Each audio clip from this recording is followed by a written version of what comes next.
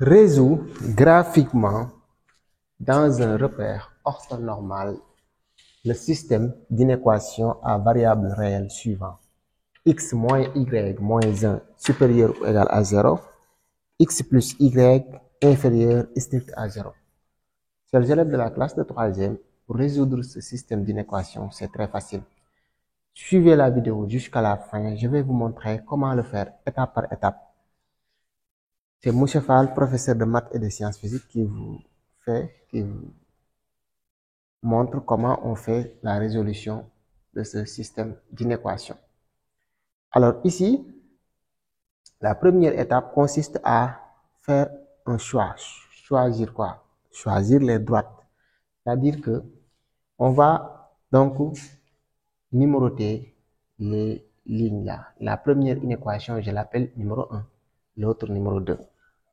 Donc, la première inéquation, je vais le transformer en une équation de droite. Donc, la première étape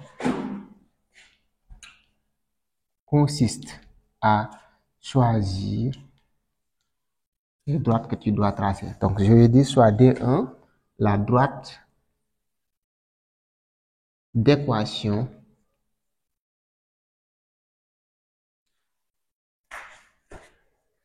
x moins y moins 1 supérieur ou égal. Le supérieur, je le change, je le transforme en égal. Donc, égal 0. Du coup, qu'est-ce que je vais faire? Je vais tracer cette droite. Eh bien, pour tracer cette droite, il nous faut 2 points. Les 2 points, je vais les choisir au hasard. D'accord? Donc, je choisis 2 points au hasard. Donc, ici, je dis choix des points. Alors, pour choisir les points, je vais tracer un tableau de valeurs.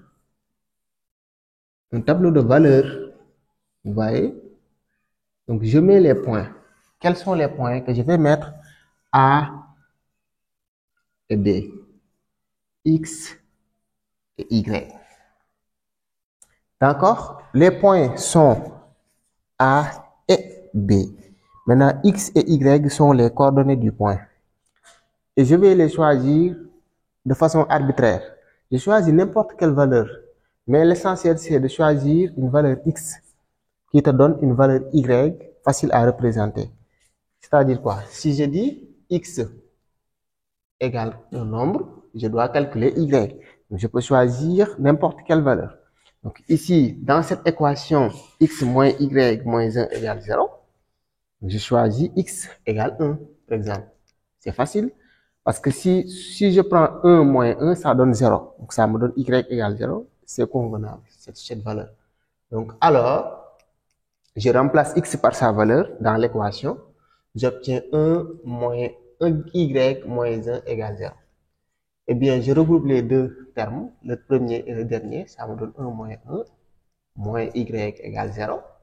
1 moins 1 égale 0, ce qui me donne 0 moins y égale 0, ce qui me donne moins y égale 0, donc y égale 0. Par conséquent, je peux donc mettre ici 1, parce que j'avais choisi x égale 1. Maintenant, en bas, je mets 0. Ça veut dire que le point A pour coordonnée 1, 0. Maintenant, je vais choisir une autre valeur de x pour les coordonnées du point B. Pour déterminer les coordonnées du point B, je peux choisir si x égale à 2, par exemple. 2, c'est une valeur convenable. Parce que si je choisis 2, je vais avoir 2 moins 1. Donc, je vais juste choisir une valeur telle que si je le soustrais avec 1, je vais obtenir un nombre entier. D'accord? Voilà. Du coup, si je choisis 2, 3, 4, 5, toutes ces valeurs-là sont bons. Je pouvais même choisir 3 ou 4. D'accord? Donc, je choisis x égale 2. Du coup, je vais mettre ici 2, 1. X égale 2. Alors, je remplace x par sa valeur. J'obtiens 2 moins y moins 1 égale 0. Maintenant, je regroupe les deux termes, le premier et le dernier, les termes semblables. 2 moins 1 moins y égale 0. 2 moins 1, c'est 1. 1 moins y égale 0. Je déplace 1 il vient à droite, j'obtiens alors moins y égale à 0 moins 1, il change de signe, moins y égale moins 1, y égale 1. Donc, j'ai le point B de coordonnées 2, 1. Maintenant, je vais placer ces points dans le repère. Le point A et le point B. Je vais tracer un repère et je place les points A et B. Suivez. Le repère est facile à tracer. Hein? J'ai mon repère. Je vais placer le point A dans ce repère. D'accord? Maintenant, le point A a pour coordonnée 1, 0. Ça veut dire x égale 1, y égale 0. Donc, je place le point A sur la valeur 1. Donc, 1 est là. 1, 2, 3, 4. Donc, le point A est sur le 1. Mais attention, il y a un 1 qui est sur l'axe des abscisses et un qui est sur l'axe des ordonnées. Je prends le 1 qui est sur l'axe des abscisses. D'accord? C'est là-bas où je vais mettre le point A. Donc, le point A est en haut là, sur le 1. Le point B a pour coordonnée 2, 0. Ça veut dire que son x c'est 2 et son y c'est 1. Du coup, je relie le 2, n'est-ce pas, et le 1. Donc, vous voyez, x égale 2, je trace une droite verticale qui passe par 2 et une droite horizontale qui passe par 1. Donc, ces droites se coupent au point B. Donc, voici le point B. Maintenant, je peux tracer la droite AB, qui est la droite D, que je voulais donc représenter. D'accord? Voilà, donc c'est comme ça qu'on trace la droite. J'ai terminé avec la droite. Je peux mettre ici D1 d'équation x moins y moins 1 égale 0. Mais c'est égal 0, hein? C'est pas supérieur ou égal à 0. Parce que c'est une équation. Donc, on met égal 0 ici. Bien, j'ai terminé avec le traçage de la droite D. Qu'est-ce qu'il me reste à faire? Là, ce que je vais faire, c'est, en fait, je vais maintenant choisir la partie à assurer. D'accord? Maintenant, pour ça, je vais vérifier si le couple... Maintenant, ici, je vais regarder en même temps, est-ce que la droite que je viens de tracer, elle ne passe pas par l'origine du repère? L'origine du repère, c'est le point O de coordonnée 0, 0. Donc, si elle ne passe pas par 0, 0, par le point O, je peux donc choisir le point O pour ces coordonnées me permettra de vérifier la partie convenable, la partie que je dois assurer ou non. Maintenant, je dis, vérifions si le couple 0, 0 vérifie et solution de l'inéquation. Je prends l'inéquation numéro 1, c'est-à-dire x moins y moins 1 supérieur ou égal à 0. Qu'est-ce que je vais faire?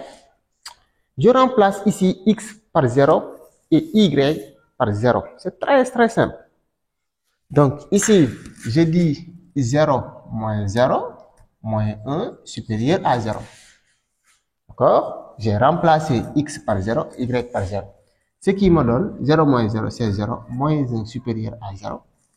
Moins 1 est un nombre négatif. Donc, si on dit moins 2, 1 supérieur à 0, il y a un problème. C'est pas vrai. Donc, c'est faux. Puisque c'est faux, ça veut dire que le point O, là où il se trouve là, cette partie n'est pas solution. Vous voyez, parce que la droite, il divise le plan en deux parties, en deux demi-plans. Le demi-plan contenant le point O et le demi-plan qui ne contient pas le point O. Eh bien, puisque le point O n'est pas, ses coordonnées ne sont pas solution du système, de l'inéquation, donc je vais assurer la partie, la demi-plan contenant le point O. Ça, c'est la première étape de la résolution d'un système d'inéquation à deux inconnus. C'est ça. Maintenant, je vais assurer que cette partie n'est pas solution. D'accord? Il faut donc essayer de reprendre cet exercice à la maison Comme ça, tu vas mieux comprendre comment on le fait.